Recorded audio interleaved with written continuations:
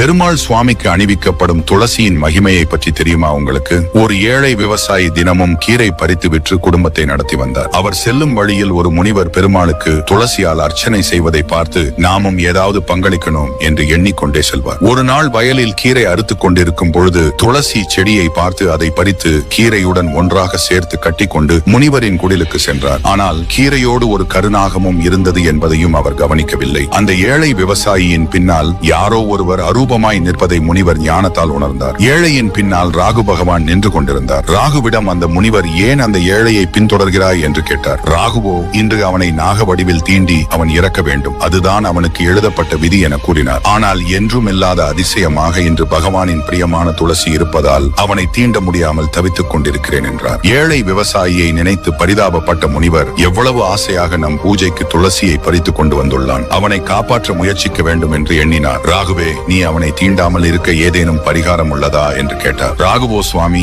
நீங்கள் இத்தனை நாள் பூஜை செய்த புண்ணியத்தின் பலனை அந்த ஏழைக்கு கொடுத்தால் அவனது சர்பதோஷம் நீங்க பெறுவான், அதனால் நான் அவனை தீண்டாமல் சென்று விடுவேன் என்றார். தன் பல வருட பூஜையின் புண்ணியத்தை அந்த ஏழைக்கு தானமாக கொடுத்தார். அது கிடைத்ததும் ராகு பகவான் மகிழ்ந்து மறைந்து விட்டார். கருநாகமும் மறைந்தது. முனிவர் அந்த ஏழை விவசாயியிடம் இனி தினமும் துளசி பறித்து கொண்டு வர வேண்டும் என்றார். பெருமாளுக்காக செய்த இந்த சிறிய சேவை தன்னை ஒரு பெரிய ஆபத்திலிருந்து காப்பாற்றியதை நினைத்து மகிழ்ந்தார் ஏழை விவசாயி. ஒரு சிறிய துளசி கூட பகவானின் அருளால் உயிரை காக்கும் என்பதற்கு இது ஒரு எடுத்துக்காட்டு.